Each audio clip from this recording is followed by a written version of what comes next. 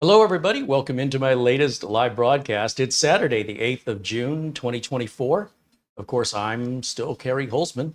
Welcome in. And today we have a laptop from ACEMAGIC.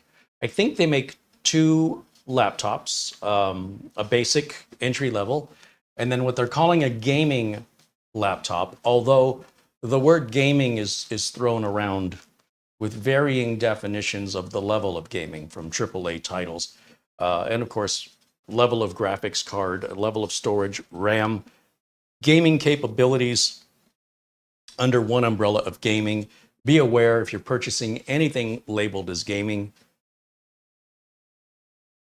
look into the specifications to see if it matches your definition of gaming. That's the problem.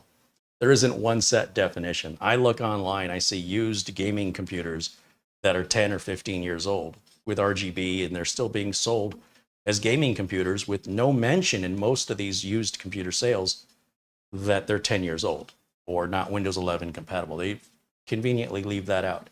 Or they'll tell you the processor is an i7, but they won't specify what year, right? What model of i7 is it? Be very wary of that.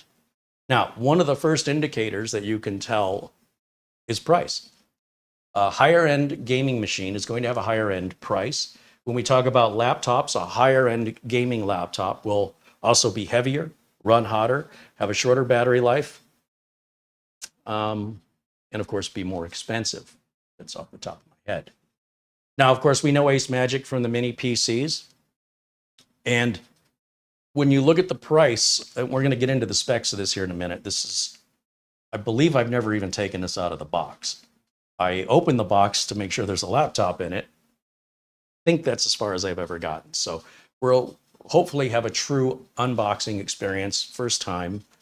It's probably going to be missing some updates from Windows, I'd expect, and we'll scan it with Malwarebytes and make sure everything's good.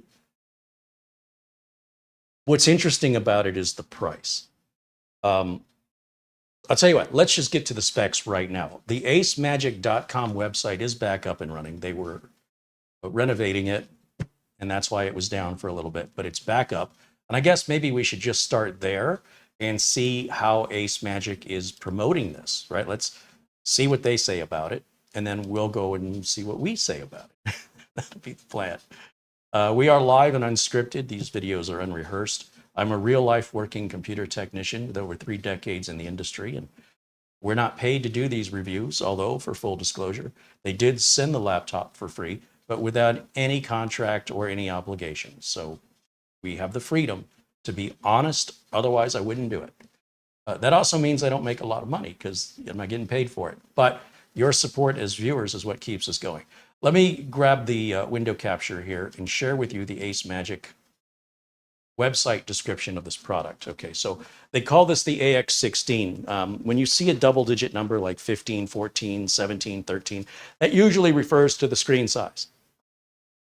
So the AX16 Pro is a AMD Ryzen 7. It's a 5700U. And it's a little far away from me. I might have to walk up to it and read it. Now, I would call this entry-level gaming, but it's above the entry-level budget laptop, which is about $100 less than this one. So I'd say you're getting $100 worth of extra for that $100. But if you want more, you may need to look at a higher-end laptop that's obviously going to be a higher-end price.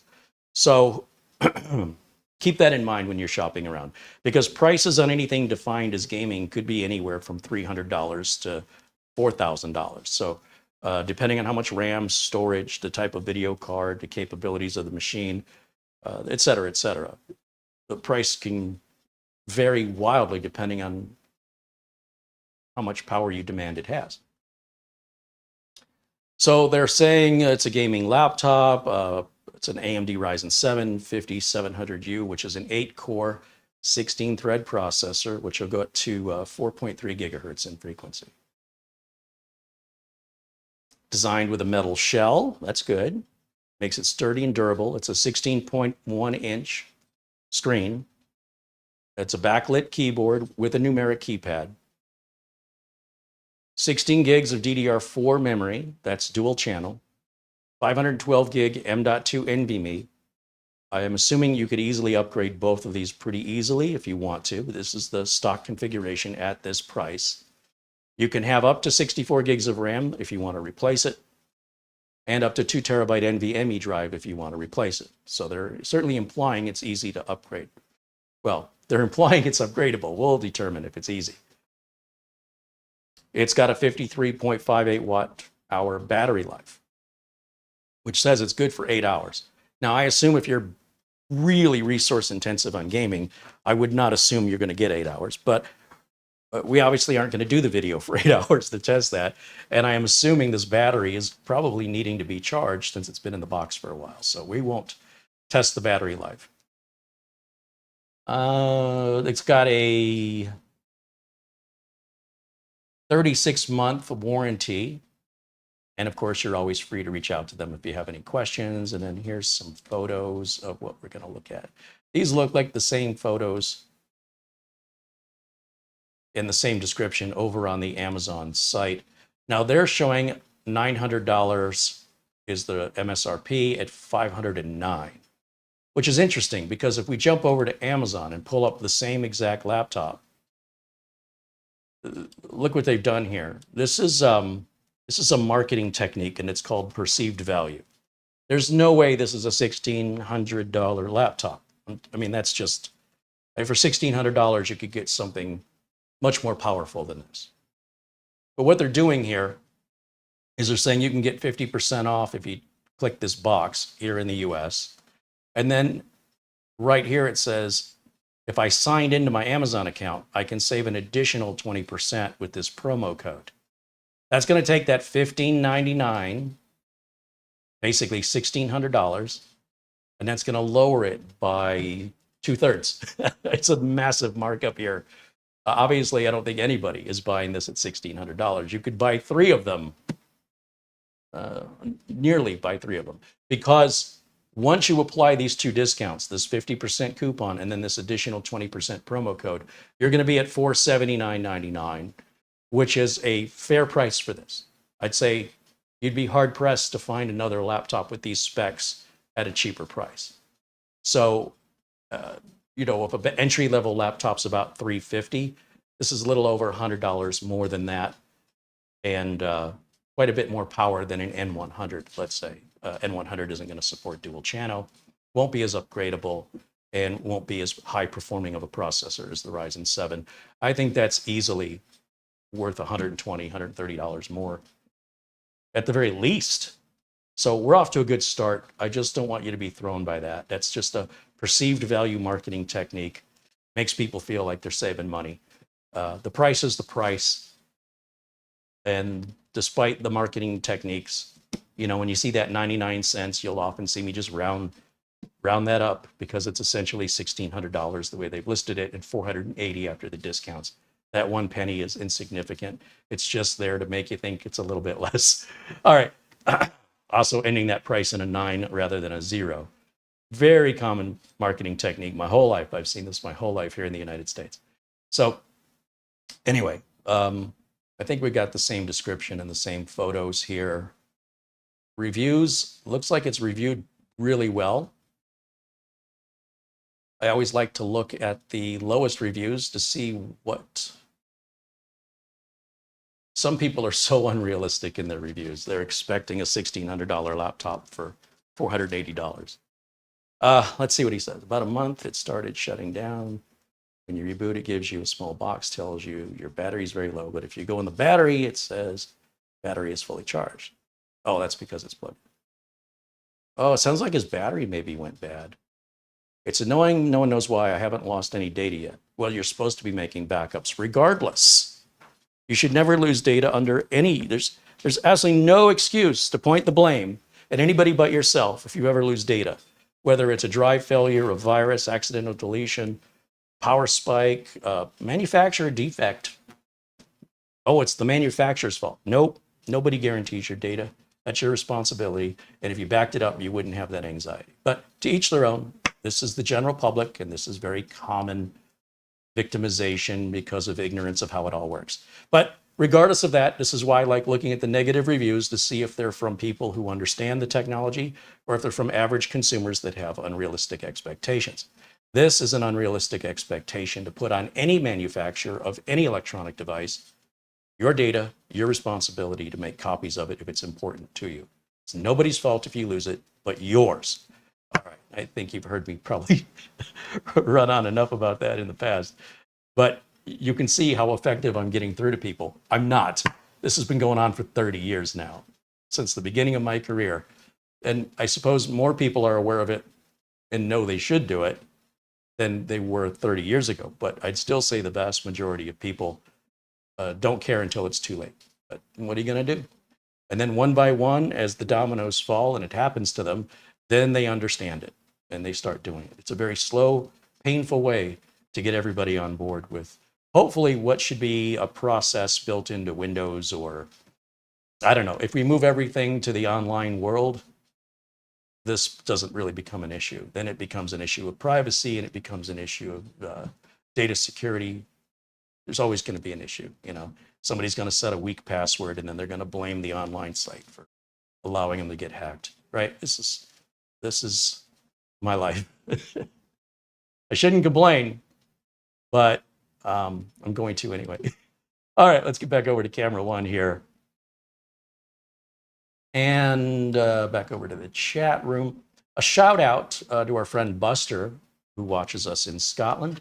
Another very generous contribution sent earlier. And I missed Mark Gaines' contribution yesterday.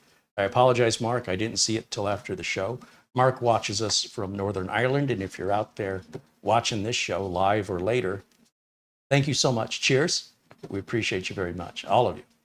All right. Shall we unbox? Got a couple of tabs to open here. Oh, okay. Opens this way. I was thinking it was going to lift up like a motherboard box. Yeah, I don't think I've taken this out. If I did, I put it back really good.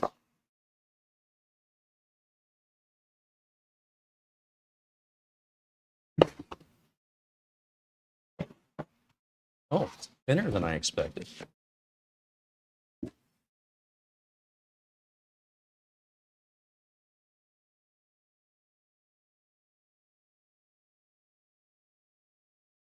Nice little bag.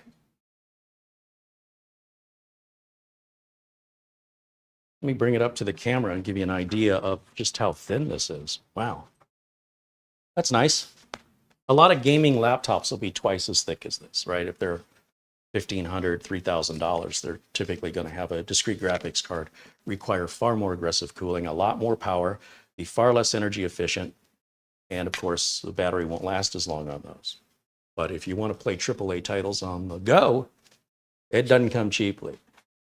Older AAA titles, well, you might be able to get away with it on this, but esports games, sure, retro games, sure. Depends on the game, and it also depends on the resolution you want to play at. Too many to test.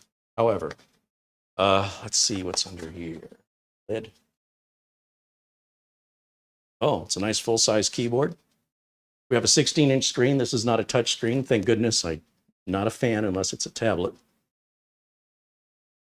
We've got our touchpad and a backlit keyboard, full size, as I mentioned, with the numeric. And ports. What do we have for ports? We have a micro SD, USB 2, USB 3, headphone jack, headphone microphone, headset. Other side, we've got a USB 3 power connector. That's good. Another USB 3 type A, HDMI out, and a USB 3, which looks like will support a secondary output. So I'm making an assumption here, but I believe that's what we're looking at. And then on the bottom, we've got our serial number, warranty information, support information stuck right there, so you don't have to go looking for it if you need it. I believe ACEMAGIC is behind a website called minipcunion.com. And if you're looking for support much faster than traditional email, check out Mini PC Union. It's nothing but forums primarily dedicated to ACEMAGIC products, but there's some other manufacturers in there as well. minipcunion.com. Let's just move this packing over here for a minute and see what else we've got in the box. I'm seeing some documentation and this box here, which I'm guessing is our power supply. Yeah, there's a little booklet, documentation. And hey, there's Mark. He says, "You're welcome, Carey. I never miss a stream." Awesome. Thank you, Mark. Good to hear back from you. I felt really bad about that yesterday. I don't know why I didn't see it. Oh, look at that little tiny USB-C power cable or power adapter. You know what I'm about to say, don't you? This does not appear to have the ACEMAGIC name on it at all. Because it's USB Type-C, it's not as critical other than you want to have a minimum power delivery. Any USB-C power cable potentially can work on this laptop, including the one you charge your phone with, if your power adapter has got enough wattage on it. The reverse is true too. You could use this more than likely to charge your cell phone or other USB-C devices. What is the wattage? You know, I'll tell you what's having to go to glasses to read when my whole life I never needed them. And I'm not going to get sympathy from people who wore glasses all their life. But what stinks from my perspective is no sooner than I start getting used to them, I swear they're making the print smaller. And I know my vision's not getting any better, but that's a combination of two things that really irks me. So I have to get a more powerful pair of readers. These are 3x magnification, all right, versus this is maybe 1.25, something like that. Pretty minor correction. This is pretty major. Like if I put these on and look at you, everything's just like looking through a magnifying glass that's something 3 feet away or 10 feet away. Everything's distorted. So these are only good for looking straight down at something right in front of me. And I hate it. Can I just say, don't talk to me about bifocals. That's worse. Okay, with 3x magnification, I can finally read this. But even the warning, I mean, look, I want you to understand, I don't think I'm exaggerating. You guys can look at this magnified on your monitors. But first of all, that print is pretty small. But it's worse here. Like, even with 3x magnification, again, if you're watching this on a big screen, you know, on a monitor that's, you know, significantly larger than my glasses, I'm sure you can probably read it better than I can. But in person, in real life, it's that big. What's the wattage?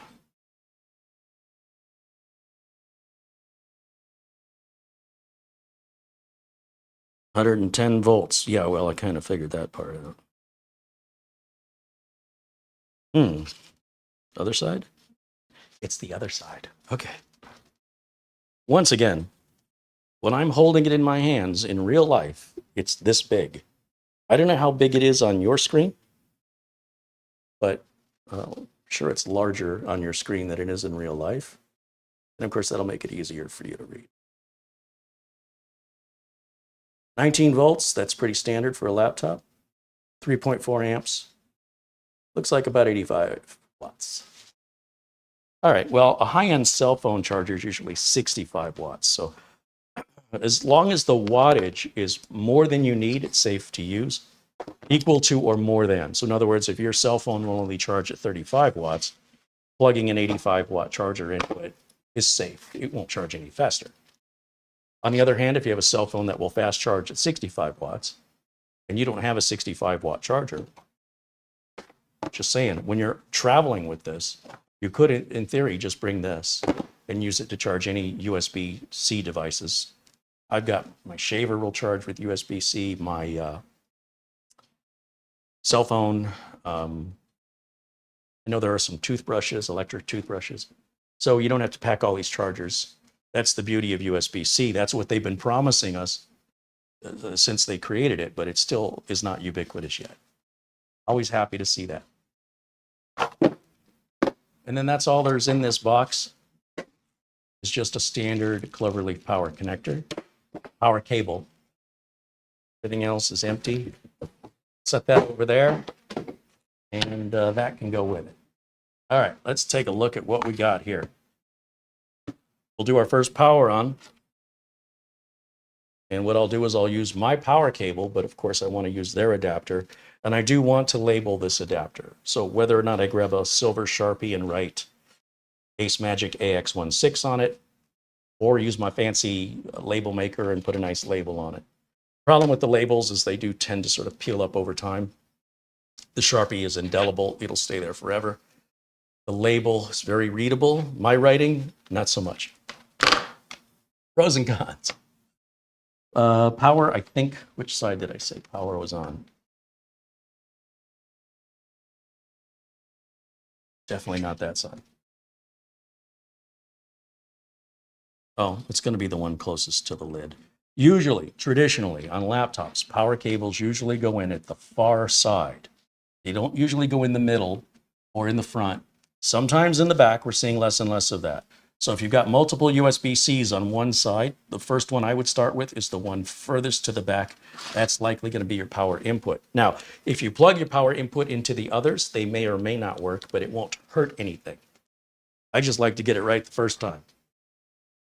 I don't always, but I prefer.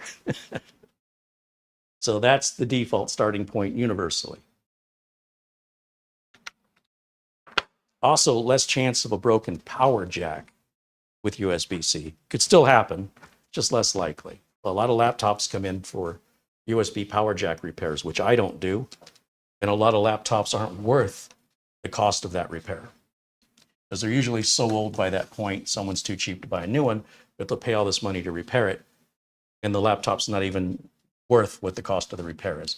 And that's assuming the repair gets done right the first time. With power jack repairs, they typically. Other repairs, I guess it depends who's doing the work and how thorough they are and what the problem is.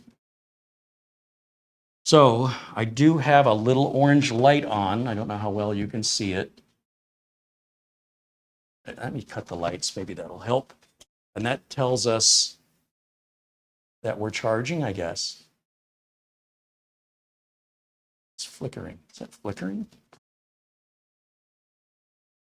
No, it's not flickering, but for some reason the camera is making it look like that. It's not. It's like an orange or an amber.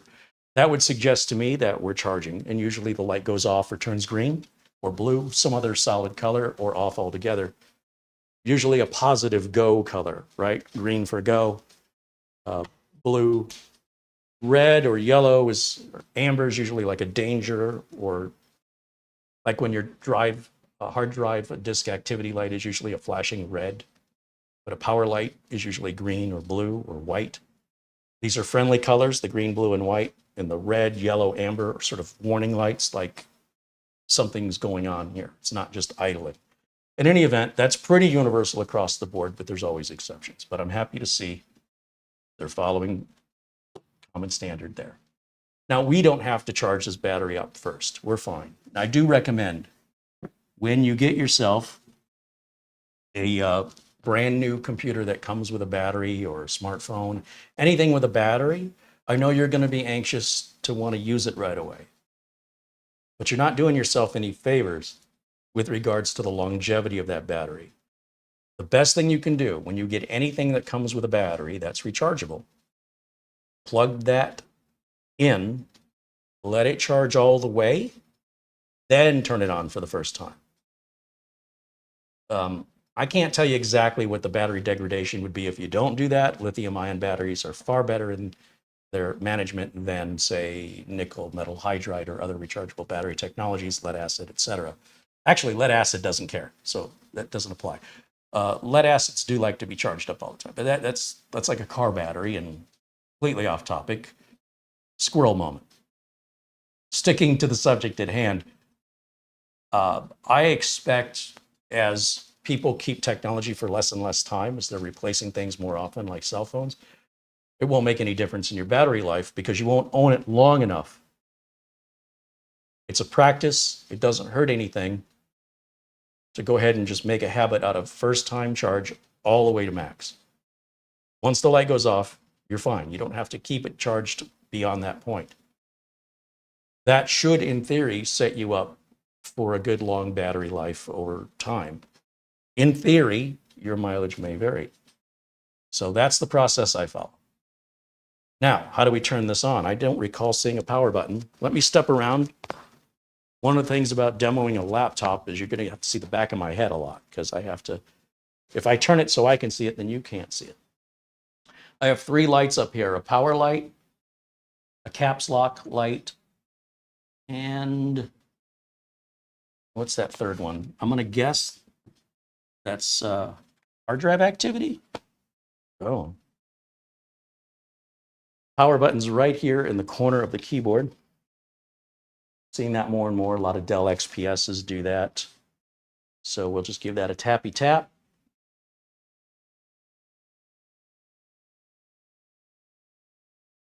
Maybe you have to hold it in.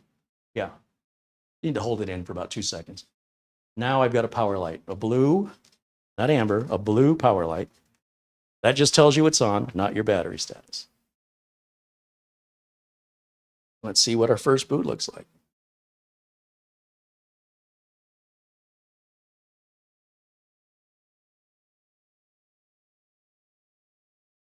V-Manner says you can use your mobile phone and take pictures of labels. I do that if I don't have my glasses on me. I typically have my phone on me. It just takes longer. I'm impatient. I want to get it done, you know. So that's why I don't typically do that. It's a last resort for me. Now, we're booted up here. At this point, I could switch. We could try the HDMI output and capture it that way. I can turn the laptop back around, and then you guys can see the screen a lot better. So I think that's a good idea. Let me step around one more time. Let's grab this HDMI cable here. That'll go to our capture card. You know, when I set up Studio B, I think the power adapter needs, the power brick here, I think this needs to go on the other side. I can't count how many times when I'm plugging something in on the bench like this that I have to run the cables around, whereas if I was coming from the other side, really starting to bother me. Okay, let's see if that's going to work.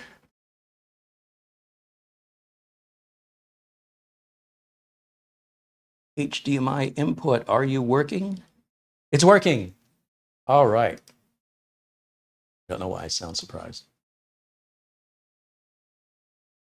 Oh, clearly I've been into this before because I've got all of my stuff done on this already. There's my, I don't remember doing this. It's been sitting here a little bit. So the good news is, it looks like a Gen 3 NVMe is in here, which at 512 gigs makes sense. And at this price point, it makes sense. CPU-Z will verify the specifications of the hardware installed on the system here real quick. Yeah, Ryzen 7, it's a mobile processor, hence the U on the end. That means the processor's soldered in. Smaller, uses less power than the desktop processor. Let's see a little bit about the main board. Memory DDR4. Slot 1 and slot 2. It does have 2 8 gig modules in dual channel mode. So if you want to upgrade, plan on replacing both of those. AMD graphics built into the chip. Okay. This must be the Adrenaline software down here, which is probably going to need an update.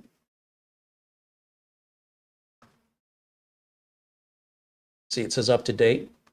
Let's check. 24.3. I thought they were at 24.5. That was released in March. Do I have to go in increments? I can't just get the latest? Let's see what happens. That's weird. So I'm betting that once this downloads, and it's going to take a while because my internet's slow, and we're on Wi-Fi here. Wow, I put that back in the box real good. I couldn't even tell I took it out, but I do believe in being as transparent as possible. I don't want to pull any wool over your eyes or mislead you. I honestly don't remember doing this, but things have been a little crazy, and well, can you blame me? All right, we're going to let that run, and let's go over to camera 1. And what I'll do is I'll put myself in a corner over here, maybe down here where there's nothing going on. And then let me pay attention to the chat room. I apologize. I've been a little wrapped up with this, but these are great little intermissions that we can take a break from the review here and talk to one another. We are live, unscripted, unrehearsed, no edits, real life. This is as close as I can make it to you being here with me and sharing this experience with me.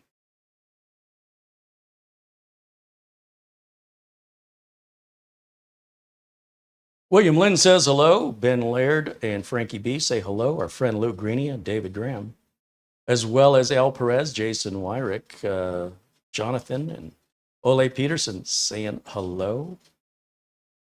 Ole says I should put a power adapter on both sides of the desk. That's a great idea. Hopefully Mara will remind me when we're ready to start setting up Studio C. That would be a great idea, because having to wrap the cable around to the other side really bugs me. That's why the Ethernet and HDMI cables down here are right in the middle. But the power adapter is too distracting. I want it kind of off to one side. And the wall that provides power is over there. There's no wall to provide power this way, not for a good 20 feet.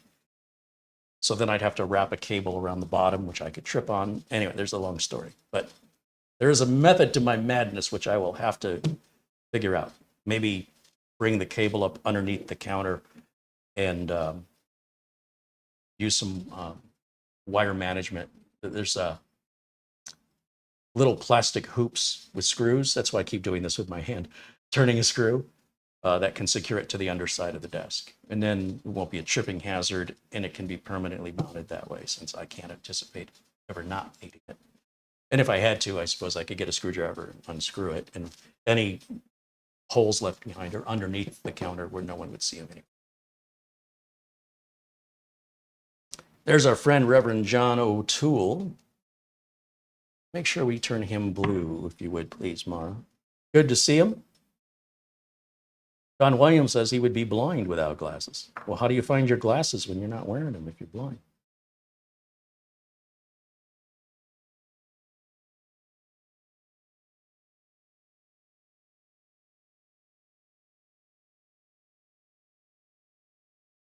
Mara mentions she's added links to the video notes, so the video notes have been updated with minipcunion.com. Again, it's a great place to find drivers or backup images if you want to reinstall your operating system. From ACEMAGIC, they're shared on a link to Google Drive. They're completely safe.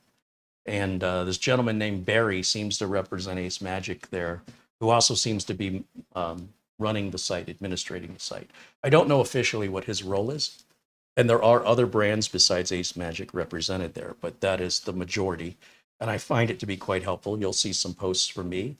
When I go looking for answers or information, that's where I go. But regarding mini PCs in general, certainly ACEMAGIC.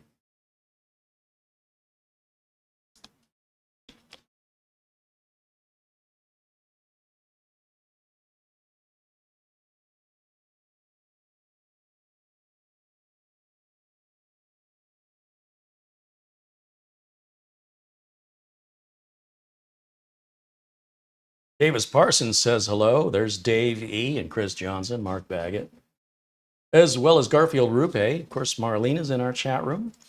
And Thomas Backenstow says hello. There's Ron Barnish, Claudia Ventura, Carlos Hernandez, and of course, as mentioned earlier, Ole Peterson. There's Alhaj Tepej, Jose Lopez. Randy Roblowski joins us. Steve Chappelle and I said Randy already. Doman 2000, Paul Howe, and Kevin Doan say hello. Gil Garcia and Artur Senin say hello. Of course, our friend Ben Laird in Scotland. George Ferrugia says hello. Anne Lindos saying hello. Eddie Casanova. Welcome in, guys. Paul 1961 and Bill Sony T. Trevor Dunn. Bull 142. Tony's RC. Mike Cardone. Michael Brown. Gary Tatum and Joseph Hawkins. Natterman. Frank Jimmy. Welcome in, guys. Good to see you. Wasn't quite sure how the Saturday show was going to go with regards to people's availability. Let's go ahead and put this in while we're going through this process. I think there's a 24.5.1 that'll be offered afterwards. You definitely, if you have any AMD desktop, laptop, or otherwise tablet, you want to make sure you keep this AMD Adrenalin software current because it's going to give you better security, better performance, better reliability in general. It's free. This is the equivalent to the Intel chipset driver. And I believe this will also provide graphics drivers as well for AMD graphics.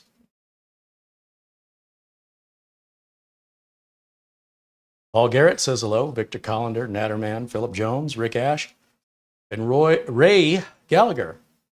Hey, guys. Tritono says hello. Welcome in. Welcome in. Jeff Adams says hello. All right. Getting a bigger crowd in there than I was anticipating, which I'm always happy to be wrong in my expectations in that matter. So glad you've joined us today and we've caught you unexpectedly here at the last minute. I decided to do this about 2 hours ago. So all the setup for the thumbnail and the video notes, Mara took care of that all last minute. Thankfully, she was available. And if you saw the earlier thumbnail and notes when I first set it up, Mara has updated them since then. So a refresh on that may not look familiar to you. When you see the screen blank out like that, that usually indicates a video driver. Basically, the video driver it's using has to be stopped. Then it can replace it and then reactivate it again. It's like changing a tire on a car. Very difficult to do if the car is in motion. Stop the car first. Okay, it says something went wrong.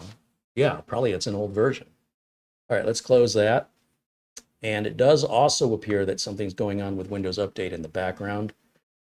Yeah, we're missing some cumulative updates. I'm guessing I probably updated this when I took it out of the box, however long ago that was, and these updates have been released since then.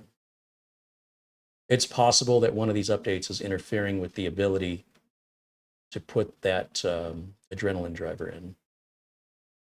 Oh, I put my PC Manager in there. I love this PC Manager. Free from Microsoft, by the way. You can get it at the from the Microsoft Store. If you just type in, I think, PC Manager down here. This is the beta, which they're no longer supporting. This will probably auto-update to the same version that's on the Microsoft Store. There's nothing really new added here. It's just combining all of the built-in maintenance into one convenient window.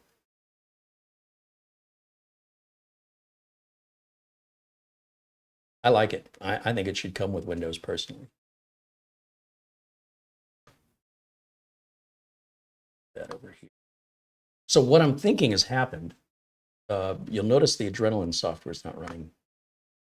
Let's do this. It probably wants a reboot, but just in case, let's type in AMD Adrenalin.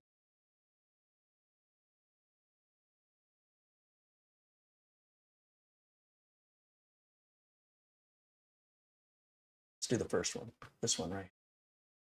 Download software. That's better. Download Windows drivers. That's the one we want.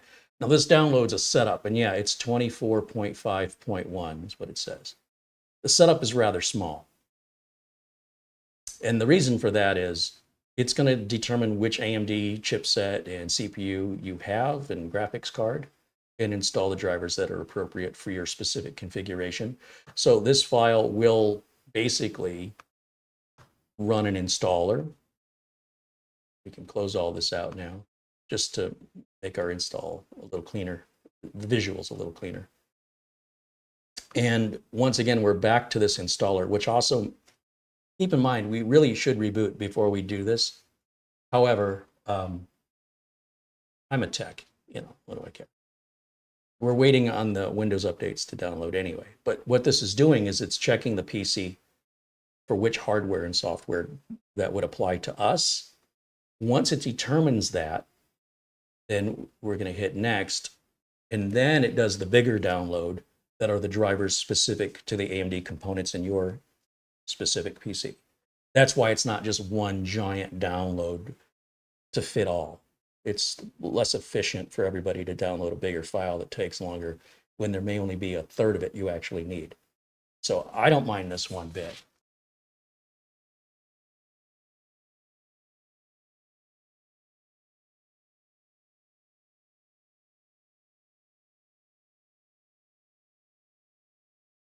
Does it have a webcam?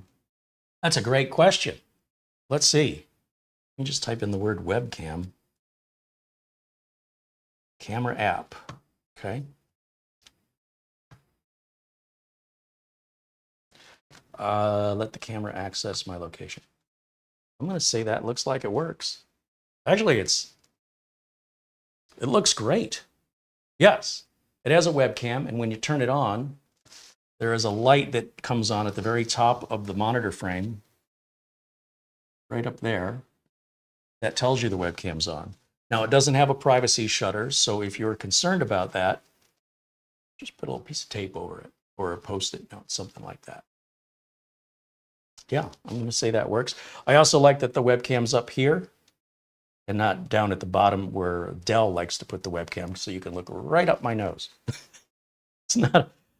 When you're taking a selfie or you're putting your Facebook profile, try and get the camera at eye level or be a little lower. Try and center yourself. Don't put yourself down here so everybody gets to see. We want to see you.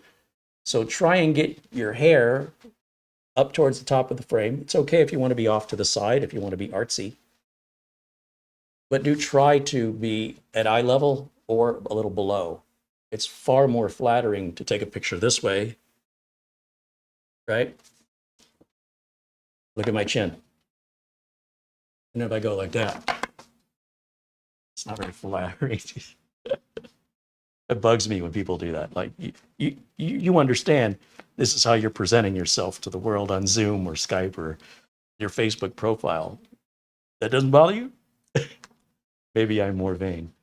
But I want to say that works. Let's go ahead and shut that off and hit install here. So I can see something's going on with my Windows installer.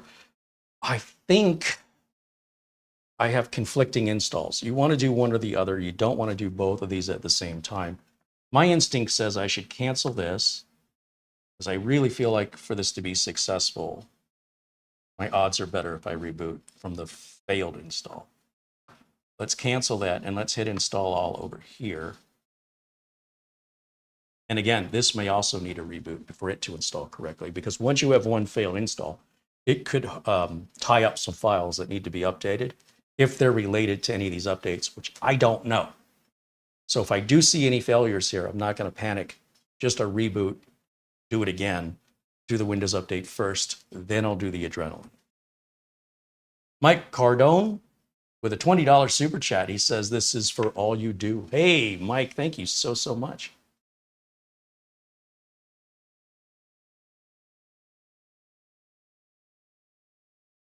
Mike Blue? I think he's blue. He better be blue. All right, thank you, Mike. We do our best here to stay away from corporate sponsorship. If I am aligning myself with anybody like Acronis, RoboForm, or VIP CDK deals, it's because I use their software anyway, regardless. And it's because they're going to offer you a discount. I recommend the software at manufacturer's suggested retail price. Totally worth it. Great deal. But if you can then offer my audience a discount to make them feel special, all the better. So all three of these companies, Acronis, RoboForm, VIP, CDK deals, 30% off for you guys. But as far as like corporate sponsorship in the sense of you're going to review this on this day and you're going to say these words, I don't do that. The internet and YouTube specifically have enough of that already. Oh, I think I have a delivery. Is that a delivery?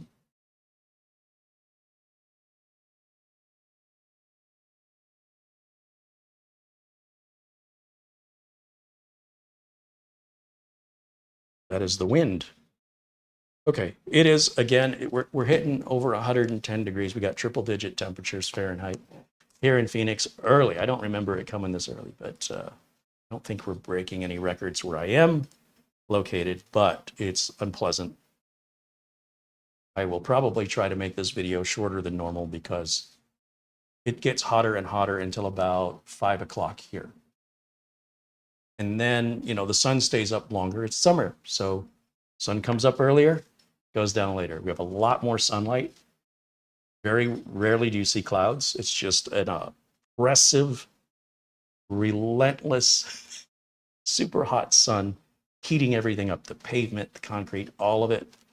And then all that radiates at night. It's miserable. And if there was any reason I would want to be back in Michigan, this is the time right now. There's our friend Frankie B with a $4.99 super chat. Thank you, Carey, he says. Right on. Well, thank you, Frankie. Appreciate all of your support, as always. Certainly glad to have you part of the community, and one of the few people I've actually spoken to on the phone and feel like I can actually call a friend in the sense that we've spoken. And yeah. I can only say that for a handful of you, unfortunately. But hey, in time, I like to put a face or a voice or both to a name. Helps me identify you on a more personal level in the chat room. You guys get that for me, right? You see me and hear me. Very, very rarely do I get to see or hear you guys.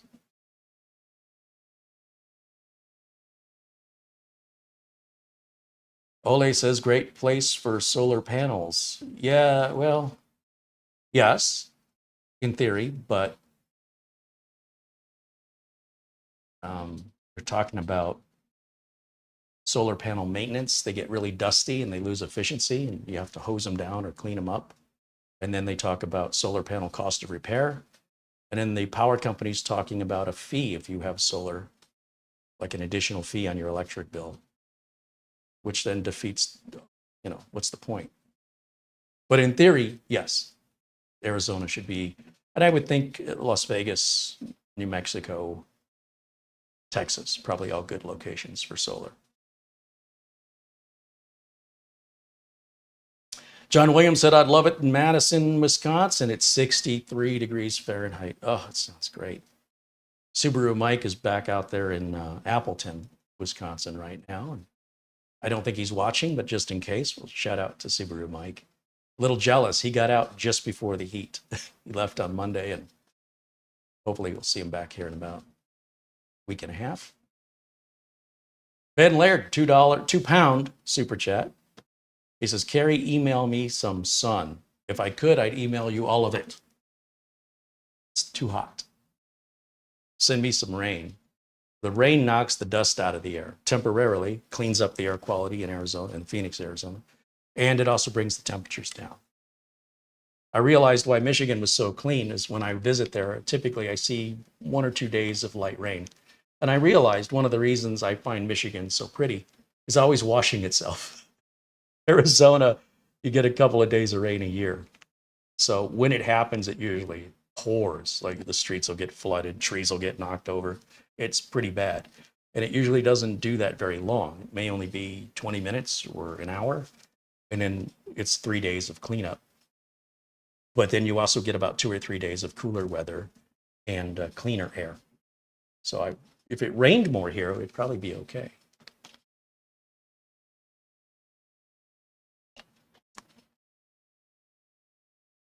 Michael Brown said he got RoboForm using my link. Right on. Well, that means if you're a new customer, you save 30%.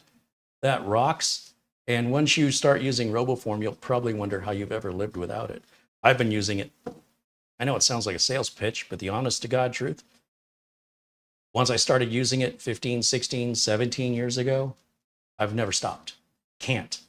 I don't know how I'd get along without it.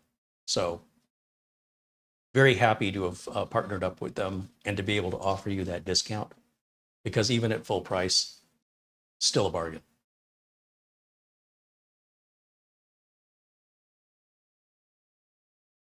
Panagiotis says here in Greece, the same weather as yours. Oh, you've got to be kidding me. It's that hot in Greece? Wow. Well, you got the water though, right? I imagine your humidity will be higher. That might make it more miserable. I don't know. Greece is definitely a bucket list item to visit someday. Will wants to know if I recommend using Malwarebytes on Android. No, I don't think you need anything on your phone, but I don't know. I personally don't use anything other than what my Samsung Galaxy comes with. I've not had any problems, but I'm also not using my phone to open suspicious links or visit suspicious websites. I do that on my computer, which is all protected, if I do it at all. Most of the time, I don't even do it there. But the phone is not my major computing device. For some people, it is. I've never had a virus happen on a phone. If I did, I'll bet you I'd change my tune. At the end of the day, it's something you're going to need to decide. Have you had a problem that you're trying to avoid having again? Then I'd say yes. If you've never had the problem and you just don't want to have it, I'd say, well, it sounds like you don't need it. I could be wrong. That's just my perspective.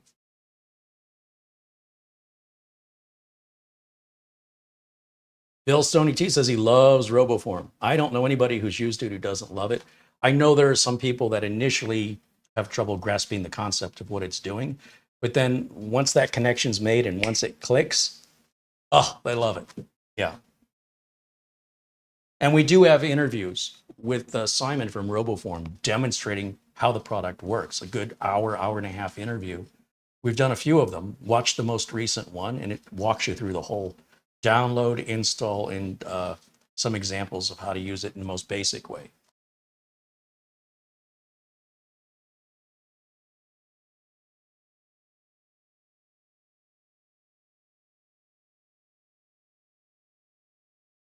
Nannerman said he loves his Galaxy phone. I've never had any issues, though I'm careful with my traffic. Yeah, again, I'm mostly using this. I'll check the emails, obviously, when we're live. I'll check the Gmail and Outlook. I'll check Facebook messages using the Messenger app. Most of the things I do are going to be using very specific apps. What annoys me is everybody wants me to put their app on my phone. And maybe that makes me sound like an old man, and I don't care. Because I honestly think if I was 30 years younger, I'd still be the same mindset, which is the grocery store wants an app on my phone to get they don't give out the loyalty cards. My loyalty card I keep in my wallet. I've had it for, I don't know, 15, 20 years. It's all broken and brittle, and there's just a piece of it remaining, and I have them scan the barcode. The whole magnetic stripe is gone. And they're like, I'm like, can I get a new one? And they're like, yeah, we don't do that. You got to use the app. Never mind. I go out to a restaurant. Do you have our app? I'm not getting an app for every restaurant. You've got to be out of your mind. What these apps do is they're tracking what you're buying and where you're going, and maybe even where you are. I don't have anything to hide, but that's consuming resources on my phone for them and not for me. So I can get $1 off, I'll pay the $1, you know? I also don't want to have to search through 300 apps to find the one I use all the time. Oh, here's the one I use once every 3 months when I eat at this restaurant to save $1, $2. It's not worth it. If you have any of those apps and your phone seems like it's slowing down, or you're scrolling through icons trying to find the apps you're looking for, just hold that button down on Android and the option to uninstall it. It's gone. It's free. You can put it back on later if you regret it. Have you put our app in? No. I'm putting your app on my phone. I got precious resources on this phone. And when I say precious resources, I'm not talking about confidential data. I'm talking about how I operate my business, having access to my email. The customer reaches out to me while I'm out of the office. How am I going to know without this? And if I have a bunch of apps on the phone that are slowing my phone down, or they're slowing me down trying to find the app I'm looking for, what's that worth to me? And since they're not paying me to put the app on, they're giving me a discount when I spend. At the very least, if I really want the discount, I'll download the app while I'm there, show them my code, and then I'm going to uninstall the app as soon as I leave. It's free. What difference does it make? And download the app 17 million times. They don't care. But that's the Carey philosophy on that. Your app has to have value to me on a regular basis. So banking app, I don't have any credit card company apps on here.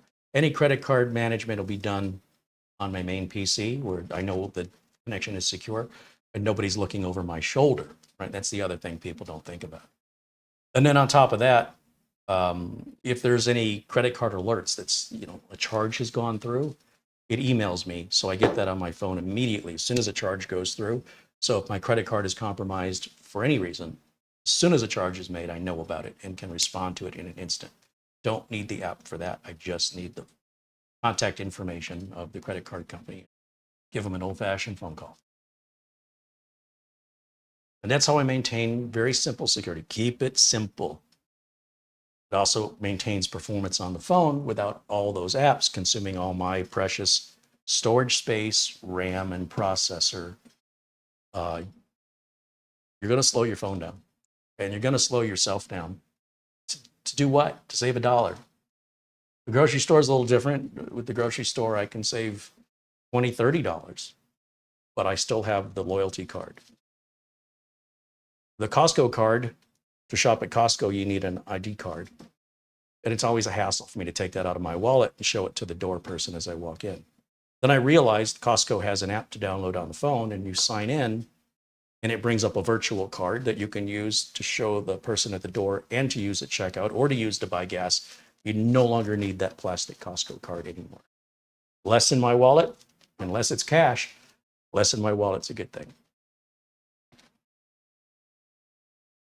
A lot of friends with sciatica problems from having a fat wallet they sit on, and over the years it's caused back problems.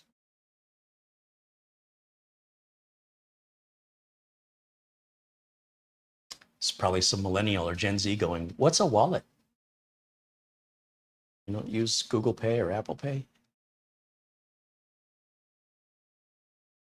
Bill Baggins renews membership. Now a member for 14 months. Hey, Carey, greetings from Sierra Vista, where the coyotes are hungry and the javelina are nervous. Oh, what a wild life you've got there in Sierra Vista. Is that north or south, east or west? Is that by Tucson? I could Google it, but I'm just testing my memory. What major city in Arizona is Sierra Vista closest to?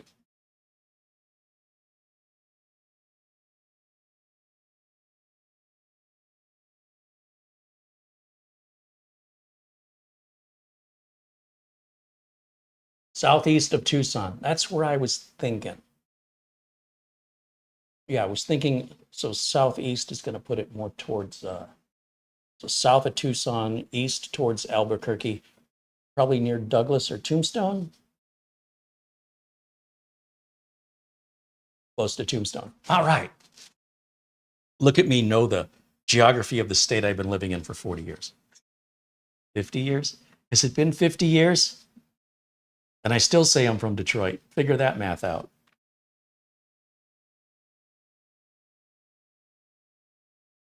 I did confuse border security in Canada, coming back into Michigan. Where are you from?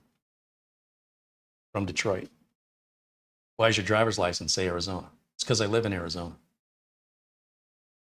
Guy looked at me confused. I'm from Detroit. I'm born and raised from Detroit. I live in Arizona. That wasn't obvious to anybody but me.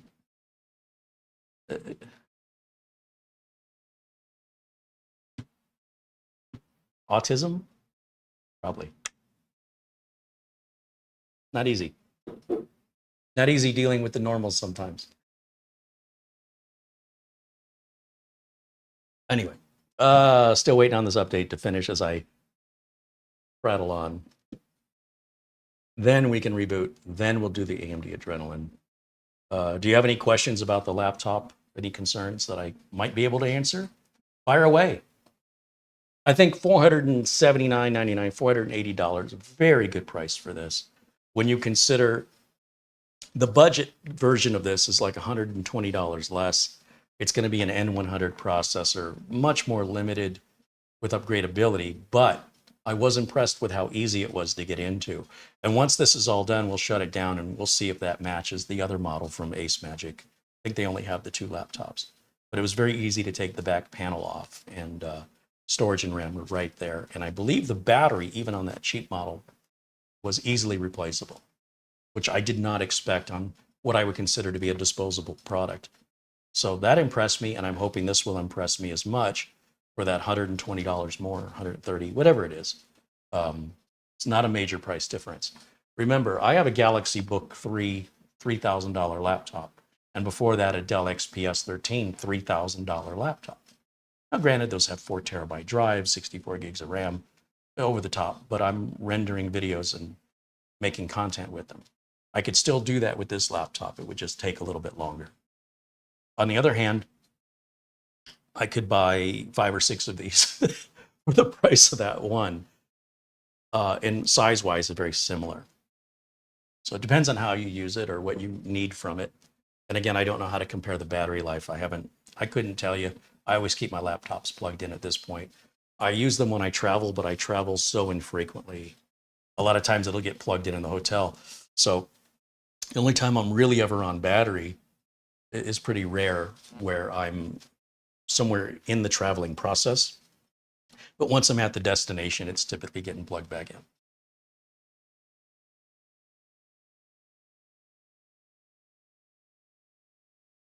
How's the fan noise? I don't hear any fan on it at all at this point. Nothing. Keep in mind, my air conditioner here in Studio B is pretty loud, so I don't know if I could hear the fan if that AC was off, and I don't want to know at this point. However, let's see, we can restart this. I'm not noticing any fan noise yet. Is there a touch screen of this laptop? Mark wants to know. I don't believe so. Again, I'm not a fan of touchscreen personally. If there's a version of a laptop with or without the touchscreen, I always pick no touchscreen. I don't understand the point of having a touchpad and a keyboard if you're going to have a touchscreen. Touchscreens to me are for tablets. So if you've got a 2-in-1 laptop or something like that that functions as a convertible tablet, I get it. You have to have a touchscreen. But to me, to reach out and touch the screen, look how far I have to extend my arm. It's so imprecise, and sometimes I pick up the laptop and my thumb or touch the screen when it's on, and when I set it back down, I'm on some other screen. I didn't mean to do that. I hate that. That's just me. I do not believe there's a touchscreen version of this, and I do believe if they offered it, it would cost more money because touchscreens are more expensive.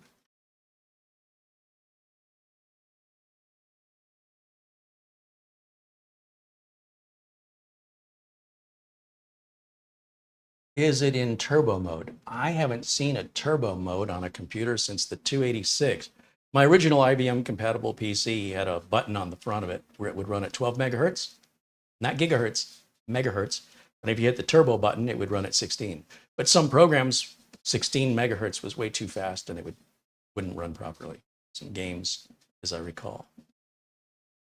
I don't know what turbo mode is on a modern processor. The processors today should automatically ramp up as needed and then ramp back down to lower power consumption and heat.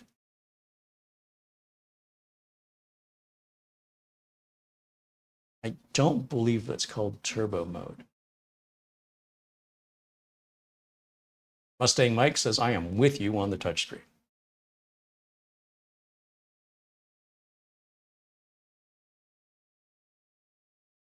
Someone in the chat, who's just a letter of the alphabet, says, thank you for your amazing videos and contribution to the tech community. Well, thank you. Let other people know we exist. That's the biggest battle we face, is just making people aware we're here. Hopefully they like what they see and they want to stick around and be a part of the community. Just want to move this out of the way.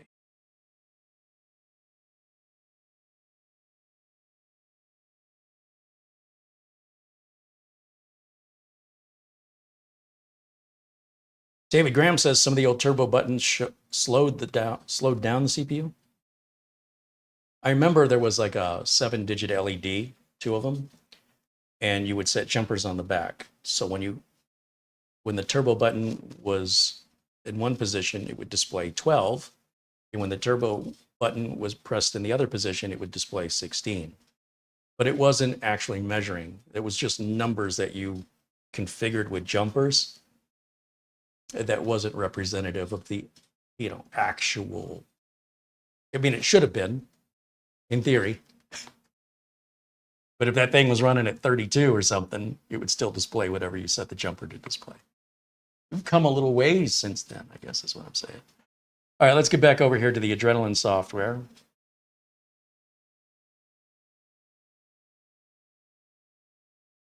Let me close out camera 1 here for just a moment so we can see the whole screen. Check for updates. Now, why would that say that's up to date? That makes no sense. 24.3.1 is not up to date. But remember, we downloaded the AMD Adrenaline software. We didn't install it. I think that'll be in our downloads directory. Let's see if it agrees.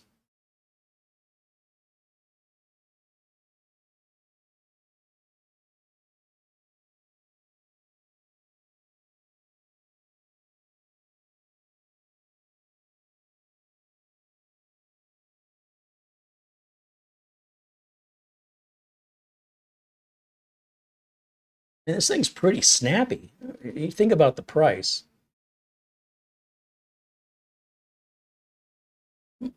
I always say, set your expectations to the amount of money you're spending. Nobody's giving anything away. You pay more, you get more.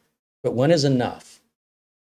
And it's difficult for me to tell you how much you need to eat to be full, how much you need to eat to be satisfied. That's going to be an individual decision you're going to have to make by sitting down and eating.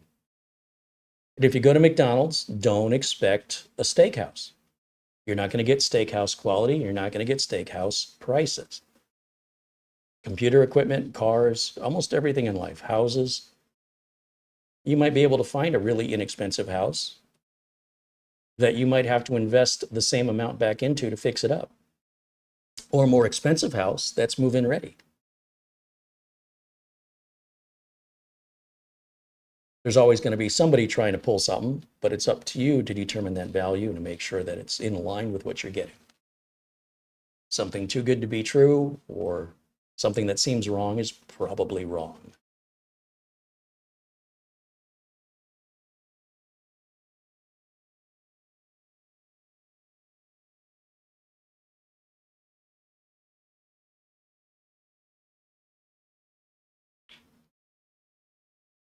Install repair.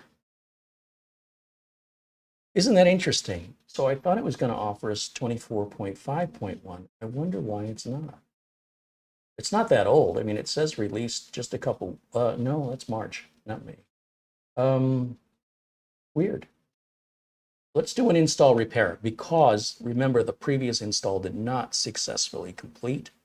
These are the drivers, the SM bus driver, which you'll find in the device manager as well as the GPIO driver.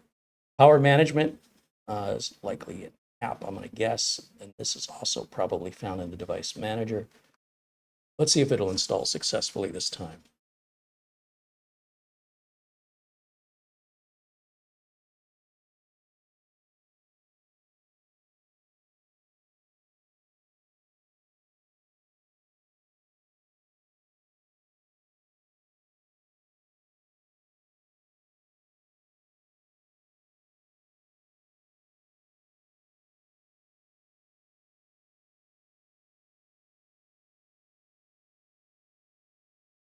Just looking through the chat here, see if I missed any other questions. If you've asked a question and I haven't answered it, it's likely because I haven't seen it.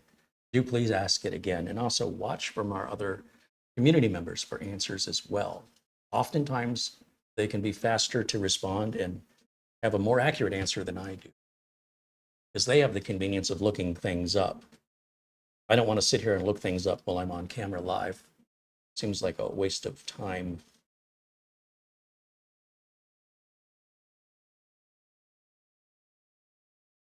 Broadcast time, you know.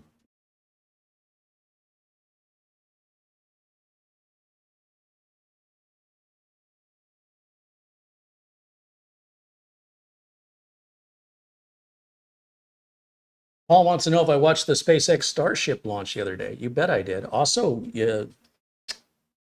NASA finally got their rocket up. What's that rocket called? I forgot already. There were several rocket launches this last week. I think 2 Falcon 9s, Starship, and NASA kept delaying that rocket launch. They're trying to get a couple people up to the space station, kept having problems and kept delaying and delaying and delaying and delaying. And it didn't really catch my eye when it happened. And then I found out after the fact that 2 astronauts docked successfully with the space station. They had a helium leak that was concerning while they were in space. Whoopsie, but it was okay. But you think after all those delays, NASA would have gotten it right. Elon says the next Starship should be caught by robotic arms. As it's landing back to the pad, it's got these arms that'll come out. Now, this sounds insane when you understand the size and weight of Starship, that it just won't collapse these arms. I don't know how that's going to work, but the next Starship launch should be very interesting.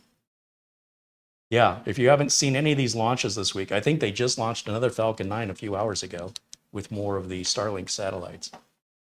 And the Falcon 9s, they're so successful. Over 200 successful landings and over 20 reuses of the same booster. Absolutely amazing. And the fact that this doesn't make daily news, headline news, that we just, oh, did you know that went up there the other day? He launched Starship? No, I didn't hear about it. What about the NASA rocket putting some astronauts for the very first time up on the space station? Nope, didn't hear about it. That should be massive. If this was 1975, that's all we'd be talking about for the next 2 months. But in the next 2 months, there's going to be 15 or 20 more rocket launches between United Launch Alliance, SpaceX, and then, of course, India's program, Russia's program, China's program. Everybody's launching rockets now. The 3D printable rocket, can't think of their name.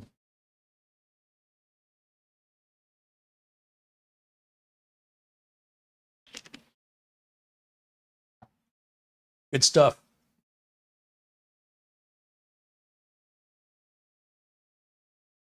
If you get a chance, oh, Starliner. Yeah, the Boeing Starliner that NASA did there.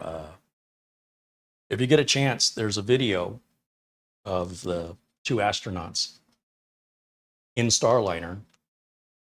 Once it's docked to the space station, they're greeted as they leave that capsule and enter through a little docking portal.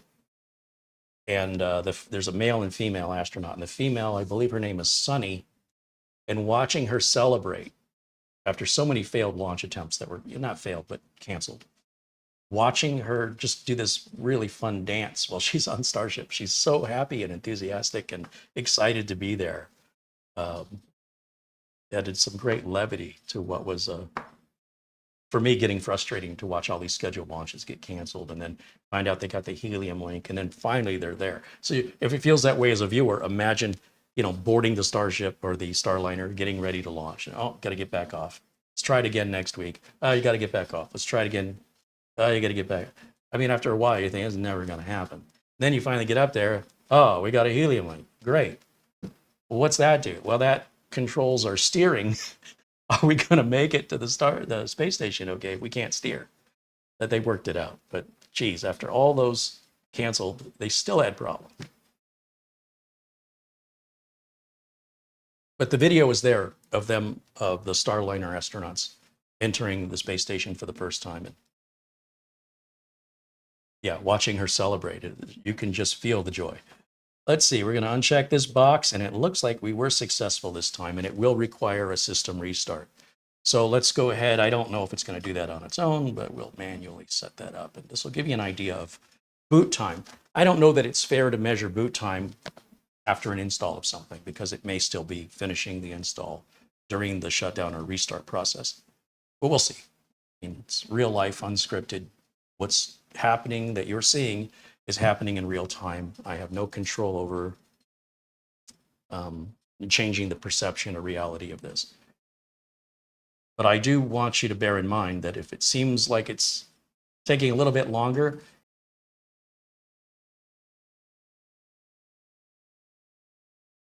well, it does appear OBS got disconnected again. And I'm sure that's Mara calling me to tell me, but she'll figure it out here in a minute. We're back on. And that's 2 days in a row it's done that to me. Now, I am recording these streams locally, and I'll have a version of this where that was not impacted. However, we're going to reboot again in a minute, so you'll get to see that again. Let me go over to the Adrenaline software, and let's check for updates again and see if that 23.5, is that the one that says update still? I don't understand why 24.5 isn't being offered.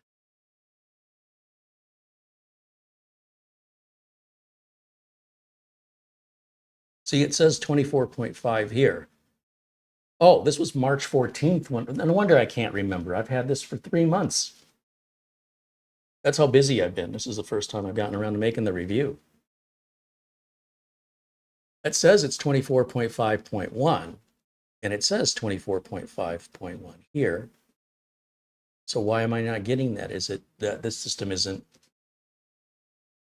benefiting from whatever that minor 0.5 change was?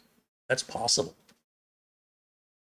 It's the first number that's a major version change, and then the second and third number indicates smaller changes that may not apply for you specifically. It's nothing you need to fix. I just want to verify that, you know, I'm using the right installer, that I wasn't using a 23 installer, but I'm using a 0.25 installer.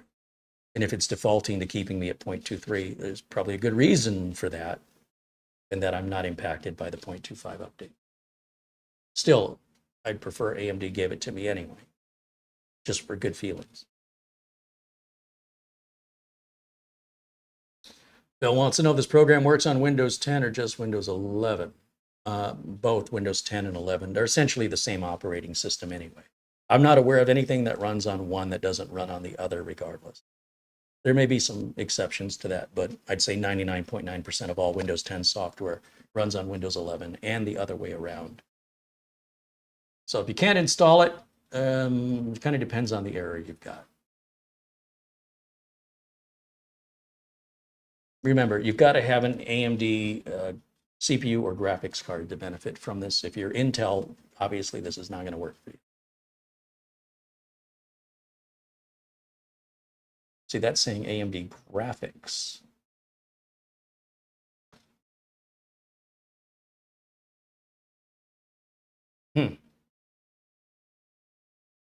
Adrenaline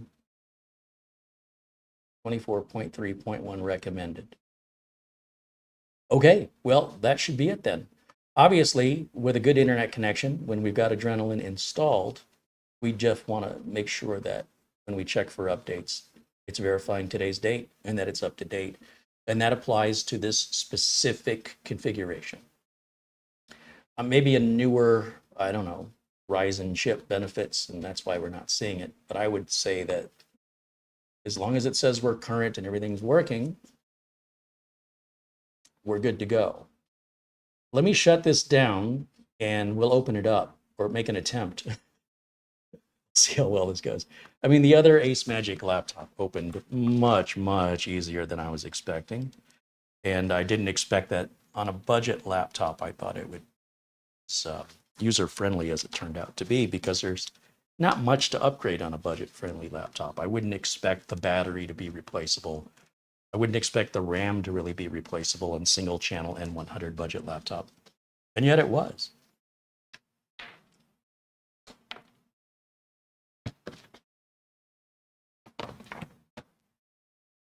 I think we need to go to the overhead.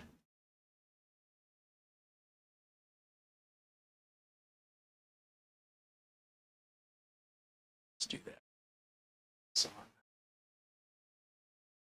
bring it over here.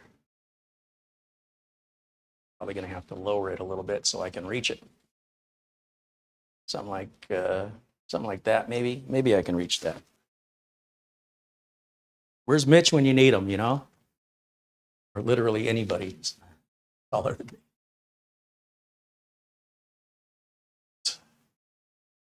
I think that's pretty close. Let's switch over and make some finer adjustments here. Hey, not bad. Not bad, Carey. So we've got very visible screws, no rubber feet to remove. 1, 2, 3, 4, 5, 6, 7, 8, 9, 10, 11, and maybe I'm feeling for an indent underneath the stickers. Doesn't feel like there's anything in the middle. Good. Screwdrivers. My glasses. This one ought to do it. This is a number 0.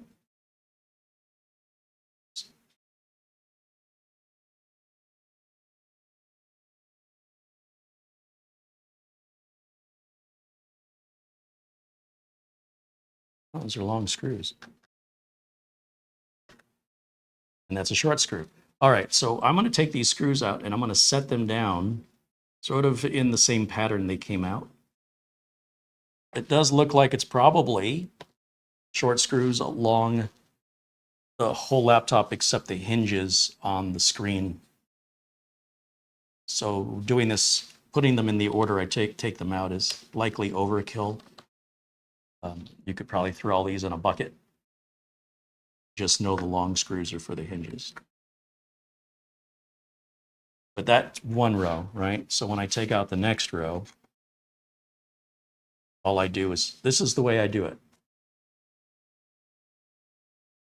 And as long as I don't knock the screws loose, I put each screw back in the same hole it came out of, even though I don't have to do that.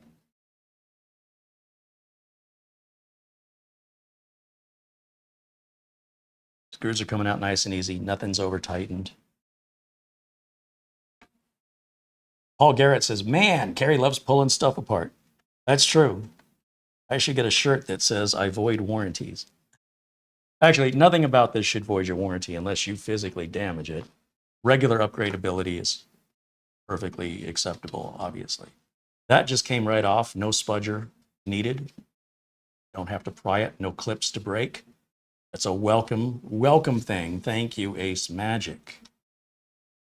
Here we go. Here's the inside. Look at everything you need to replace if you ever wanted to upgrade or replace. NVMe there. One stick of RAM, other stick of RAM, Wi-Fi card can be replaced. That's it. Look at the battery. Battery has a screw here, here, here, and here, and here. And then I'm guessing a plug-in to the board underneath this tape. There's your model number for the RAM. If I turn it around this way, you can read it. Model number for the battery is what I meant to say. So if you needed to go online and find a replacement, just look at what you've got now and then find your replacement. Very serviceable, but look how tiny this board is. Super tiny. There's no board back here. This is all battery. CPU is going to be underneath here. We've got some heat pipes. This is going to be your SD card reader, USB ports over on this side. USB on this side. It's going to be your Type A stuff over there. These are going to be your speakers. If you're wondering, those are speakers. Super easy. As for brand of RAM and SSD, I don't know. It looks like some brands I've never heard of before. It's not necessarily a bad thing.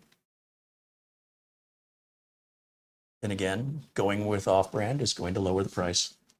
If that's not good enough for you, maybe you shouldn't be looking at a budget machine. But on the other hand, you could spend more. You could spend nearly as much as this whole thing costs just to upgrade that if you wanted to spend that kind of money.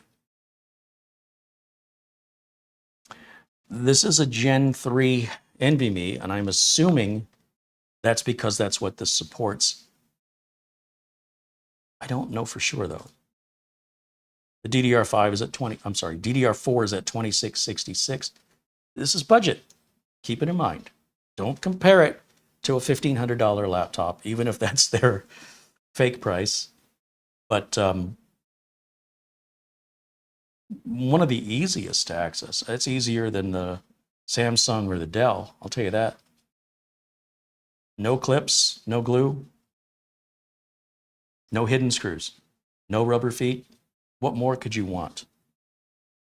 And again, I lower my expectations based on the price. So this is impressive.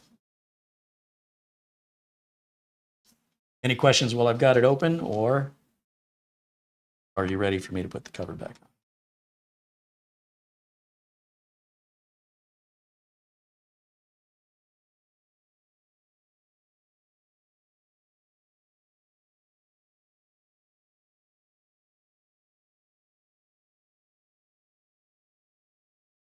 Certainly, if you're doing work, if you're an average home user and you don't want a whole desktop computer, when you consider your fact that you're getting the battery, the speakers, the keyboard, the tablet, the screen, for slightly more money than a mini PC that you would have to attach all that separately, you can still attach a wireless keyboard and mouse if you want to. And then it's portable. You can take it with you when you go. Very affordable. Great for remote work. Great for, maybe not so great for homeschooling. The kids will probably play games on it and not do their schoolwork. Might be too nice. Maybe a Chromebook for the kids, if you want to make sure they can't use it for much gaming. Anyway, good value here. Did I say the processor was under the fan? Well, that's what I'm assuming. I'm assuming the fan there is for the processor and the graphics is built into the processor. So that's the only thing in the system that should require a fan. Now, if we had a discrete graphics card, you'd see a second fan. One for the CPU, one for the GPU. You don't typically see a fan inside of a computer, a laptop, or mini PC elsewhere. So I'm making an assumption. Wouldn't make any sense to me that it was any other way. But I'm also not going to take that fan off and break the seal, the manufacturer's seal of thermal paste. A lot of times if you do that thinking you're going to make it better, you actually make it worse and potentially could break it. When you think, oh, well, this should be easy, and then something snaps off and you're like, whoopsie. Doing work you didn't need to do, spending money you didn't need to spend for something that wasn't broken that you broke. So I don't want to break the seal on that. Now, maybe in 5 years, different story. Or if there's a problem to fix, different story. But I'm not in the business to create problems or spend money I don't need to spend. How boring am I? Where's the fun, Carey? Set that money on fire. Drop kick that laptop. See how far you can kick it. No thanks. You can do that. I won't stop you. Very easy. Okay, now close that up. And okay, I think that pretty much likely is going to wrap it up for today. Let me go back over here to camera one. Turn off the close-up camera for now. I think with it. Move that out of my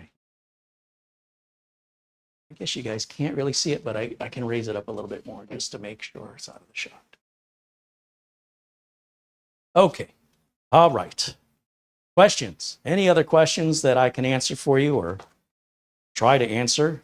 This will be the time to ask, because otherwise, that's going to wrap it up for today. And Linda says, no spudgers needed. That's 3 thumbs up. How do you get 3? You have 3 thumbs?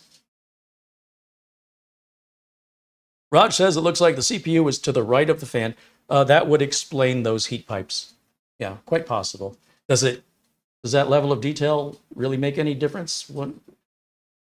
If the CPU fan were located in a different spot, does that change anything about the laptop and your perceptions and value? Or trying to understand the purpose of bringing this up?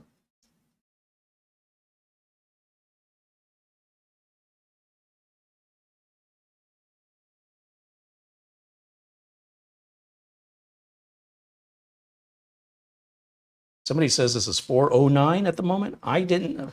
So when I checked out at Amazon, my total price was $479 plus sales tax. But I think that's a great price. I don't know if that's a typo or if it's on sale somewhere. I'd like to know where you're seeing a $409 price, because that's extraordinarily aggressive. Marty wants to know what drive cleaner to erase data on a hard drive being e-wasted. If it matters that much to you, destroy the drive. Physically destroy it. Otherwise, if you just want to do a regular cleaning, anything will do the job. But if you want to be sure, it's like if it's that important to you, physically destroy the drive. Good news is drives are cheap. So you can still destroy it and contribute it to e-waste. If you want to recycle it, there's no piece of software I can recommend to guarantee data is removed. As far as I know, it doesn't exist like on a solid state drive. And depending on the person getting the data back or attempting, what tools they have and what skills they have, if you want to be 100% certain, the only way to know for sure is to physically destroy the drive. And on a solid state drive, that means every chip on the board has to be damaged, broken. Every chip, every NAND chip can contain your data individually. So every chip. They do have drive shredders that you can purchase, or that probably costs more than it would be worth doing unless you're doing that for a living. But they do have typically data destruction centers where the drive itself is destroyed in front of you for e-waste. For most people, anything that erases the drive, generally from CCleaner to DBAN, it's all the same. They're not 100%. And most people don't have the skills, knowledge, or tools to get it back from that anyway. So at the end of the day, it's what level of security do you want, and how important is what you're saving? Mostly, no one cares about your data but you. Just so you know, nobody cares.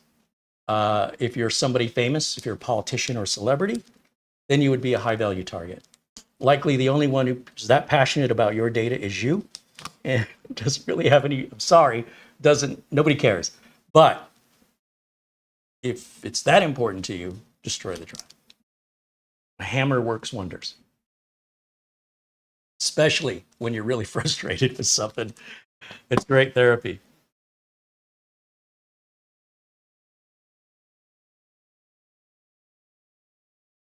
Essential Working Too Hard said it's $409 with the code ACEMAGIC 16.1.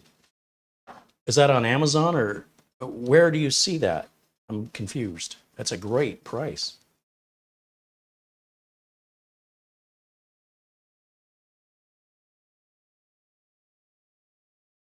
On ACEMAGIC's website. Oh, okay. And Marlena says she's added that link and coupon code to the notes on this video. Well, good. That's great. No, I don't know ACEMAGIC's return policy or how fast they can ship it to you. It may be still worth it to purchase it from Amazon if it means you can have it faster and have a 30-day return window that's going to follow Amazon's familiar process. I don't know how ACEMAGIC does that. If you do decide to buy it from ACEMAGIC, please Share your experience with us, good or bad. We'd love to hear from you. But we know peace of mind guaranteed with Amazon. And for me, it's worth paying a little bit more for that. On the other hand, it's not a lot of money, but I would be anxious to get it. I wouldn't want to have to wait. But maybe ACEMAGIC sends it out from Amazon. I don't know how they ship that out from their website. I've never done that. So if you have, we'd love to hear your experience. And again, if you're not finding that price, look at our video notes for the links. Ben Laird said he destroyed 9 old mechanical drives and his wrist was sore for days. So Ben, they do make a hammer called, on Carey, what's it called?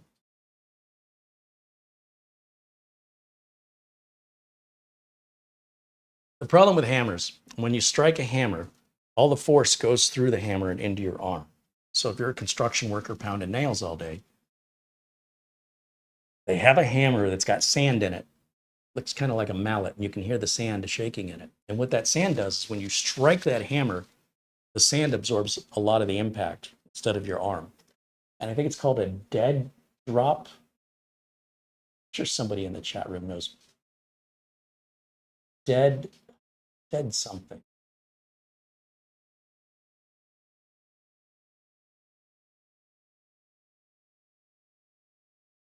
Now you're going to make me look it up, aren't you? It's going to bother me. Everybody doesn't know what I'm talking about, apparently. Dead blow hammer. I think that's what it's called. I think Joe Martin's got it.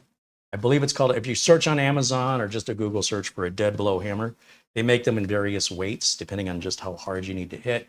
Also with rubberized surfaces, if you're trying to hammer on something that you don't want to potentially scuff up with the end of the hammer. Lots of variation there, and they're supposed to reduce a lot of the stress and fatigue from regular hammer.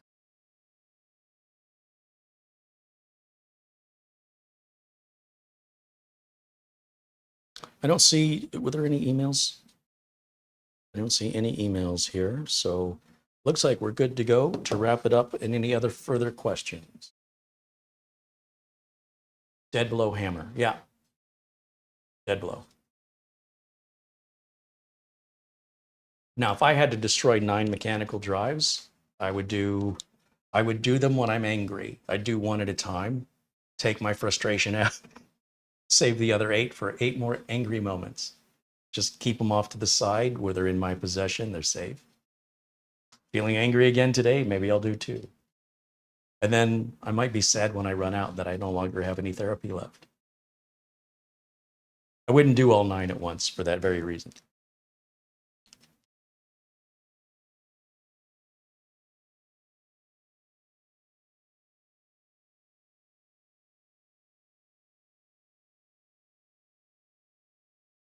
What's the panel? Oh, do they mention what the panel is? Is it IPS? I think, you know what, maybe it says in here. I don't really pay attention to that stuff myself, but I know some people care.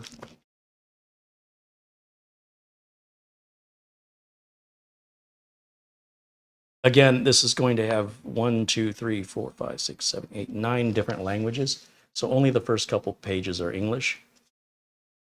After that, it starts over again in another language. So is it explained in here under the specifications? It is a 16.1 inch IPS FHD 1920 by 1080 panel, or screen is what he's referring to by panel. Yeah. Yeah, it's not fancy. It's budget. I do personally prefer IPS. That's my preference. All of my monitors that I use are IPS. So I'm glad that it's IPS. To me, that's bonus for the price. I don't use a resolution. I don't go 4K. Everything gets too tiny. I'm already using glasses to see regular. So when you show me something in 1080, like a movie or a TV show, show me that same movie in 4K, I can't see any different. I don't understand what the appeal is. I don't get it. Put it on a big projector where everything's amplified, I still don't see any difference. I challenged my nephew that it was all a placebo, but he was able to say with his younger eyes that 1080 looks good, but 4K I was asking him, explain it to me. What are you seeing that I'm not seeing? And he said the 1080 by comparison looks blurry. Really? Okay. Well, I'm glad I can't see it. It'll be something else for me to complain about. I'm very happy with 1080.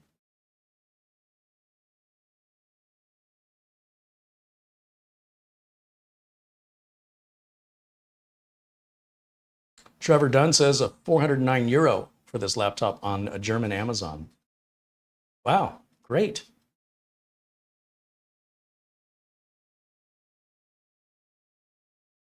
There are steel balls, not sand. It's little steel balls in a dead blow hammer. It's more like a sledge. Thank you for that correction. Yeah, I believe that is correct. They're tiny though. It sounds like sand when you shake it. To me, it does.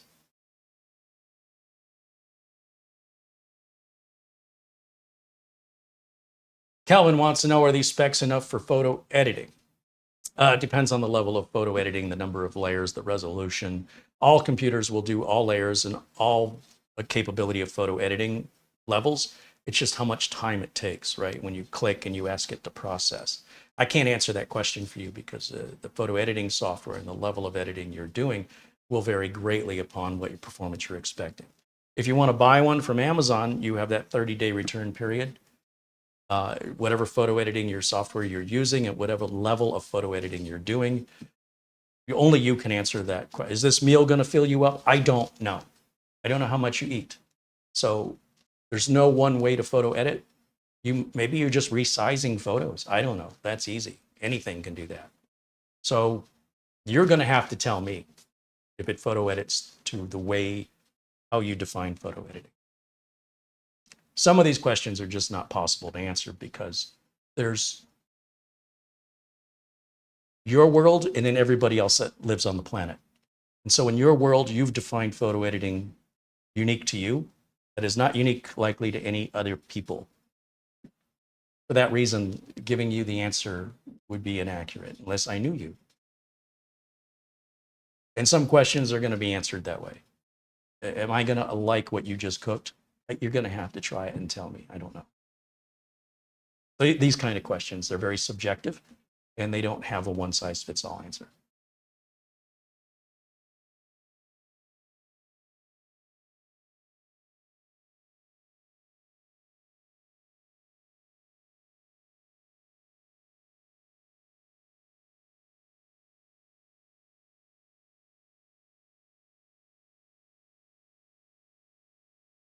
John Williams says his automatic drill press works great for drilling through mechanical drives. That'll do it. Not so much for solid state drives, but for mechanicals, absolutely.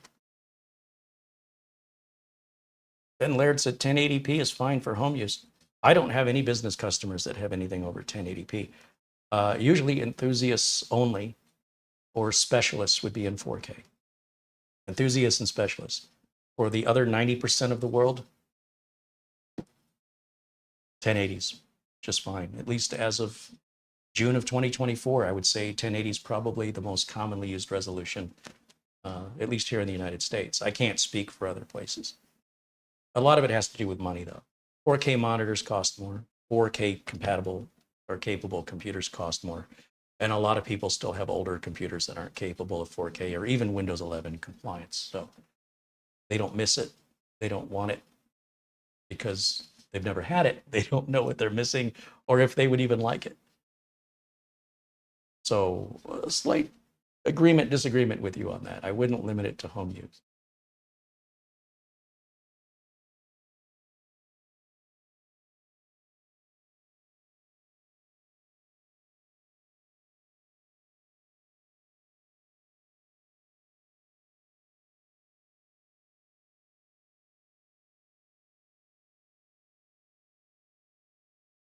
Yeah, there's that middle. Tro McTrollington said there are 2K monitors, right? So 1080 is basically 1K, 2160 would be 2K, and then 2160 times 2, 43, whatever, that would be 4K. Yeah, 4 times 1080. I'm okay with 2K. I'm 2K with 2K. Okay. Yeah, that doesn't bother my eyes. I don't see much difference, especially on a bigger rectangular shaped screen. 1080 doesn't fit in the aspect ratio quite right if your screen is a bit wider than most. I like having the extra real estate without 4K. 4K makes everything too little, and when I have to change the font size and make everything bigger, kind of defeats the whole point of having 4K. It's just an unnecessary and expensive step for me.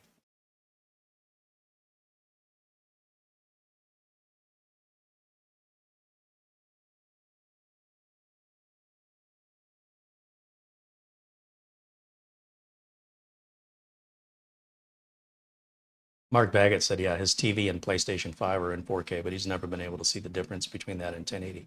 You and me both, especially video games and cartoons. The Simpsons and Family Guy, South Park, that looks exactly the same to me. Like, absolutely no difference.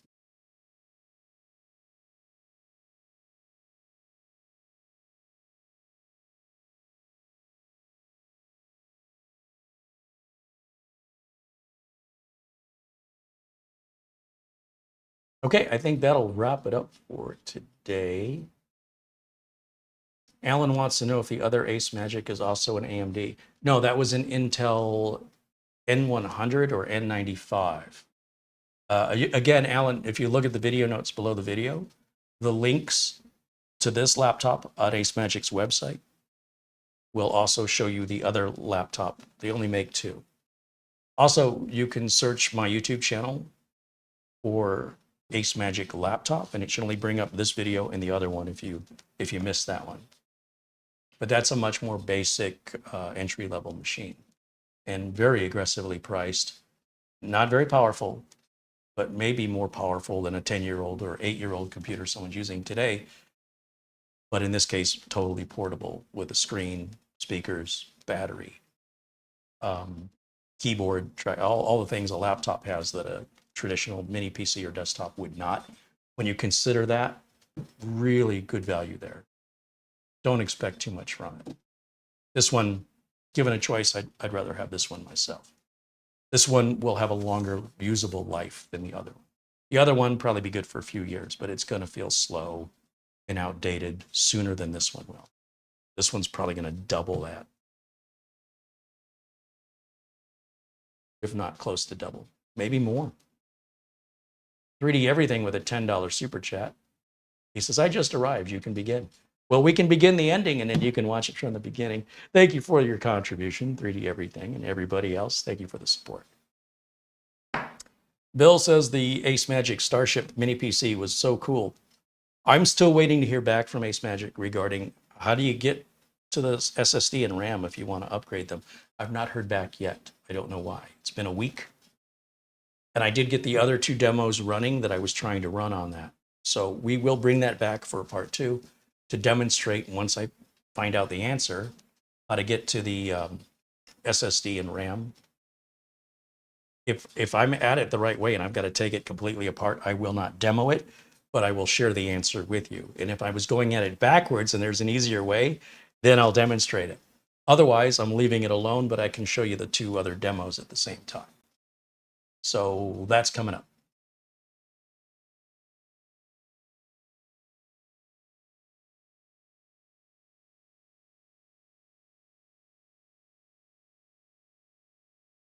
All right, that's going to wrap it up. Thank you guys again for hanging out. Thank you, Mara, for moderating and taking care of all of our background administration.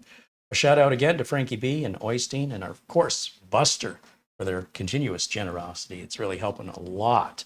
And for anybody who's contributing, even just your time here in the chat or your memberships, all of that means the world to me. I can't thank you enough. I hope you enjoyed today's review. And if there are questions, if you're watching the video later, just leave them in the comment section. I am not ACEMAGIC support. So if you have support related or very technical information, I don't have it. Mini PC Union would be the place to go. All right. But basic information, I do have that. Please don't confuse me as a representative of ACEMAGIC. When people want that level of information, that is typically reserved on higher end machines where people are spending a lot more money. The idea that you're going to spend this much money and be that finicky, to me, doesn't make any sense. That's not to say you can't ask, but it's why I don't care enough to get to that level of detail at this price point. However, the folks at Mini PC Union likely will have that answer without giving you a hard time about what I just did. But hey, I got a business to run. Thank you guys so much for hanging out with me today. Thanks for your support. Thanks again to Acronis, RoboForm, and VIP CDK deals. All the links, everything we talked about in this video are in the video description below the video. Before asking any questions, please read the video description. It likely answers a lot of questions before they're asked. Barring that, feel free to leave a question in the comments or your thoughts. If you like content like this and you want to see more like it, give me the thumbs up and be sure and subscribe if you haven't, of course. That's what everybody says. You don't like it, you can thumbs down it, right? Because this kind of gives a content creator an idea of what you want to watch. Now, the thumbs up and thumbs down aren't really for the creator, they're for you. You're training YouTube what videos to recommend to you, just like when you thumbs up a song on Spotify or you thumbs up a video on Netflix. It's learning what to offer you, what your interests are. So you're not punishing a content creator by thumbs downing it. You're training YouTube's algorithm to your preferences. And it's going to say, okay, if you thumbs down the video, you don't want to see videos like this, I won't recommend them to you. So there's a misconception that YouTube works differently than every other streaming provider that has a thumbs up and thumbs down and music and video. And YouTube is no different in that regard. But some reason the audience on YouTube is unique in thinking they're punishing a content creator with it. Any thumbs up or thumbs down is equal to the content creator because YouTube is paying you for watch time. And you cannot thumbs up or thumbs down without playing the video. So either way, the content creator's paid the same. Just so you know. That's going to wrap it up. Thank you again. I'll see you all very, very soon. Thanks to ACEMAGIC and also for their patience. I didn't realize it's been sitting here 3 months. I should have got to this sooner. I will see you all again on Monday for the members only videos we do every Monday live at 1 p.m. Pacific time. I will see you on Friday at 1 p.m. Pacific time live with a part 2 of the Project Zero build we just started yesterday. And as time permits, I will see you maybe tomorrow. Maybe Tuesday, maybe Wednesday, maybe Thursday. I don't know yet. All that's set in stone right now is Monday and Friday. And it's been that way. I don't think I've missed a Monday or Friday since I set the schedule. Never happened. Trying to keep it that way. Thanks for watching. I'll see y'all very, very soon. Until next time. Bye for now.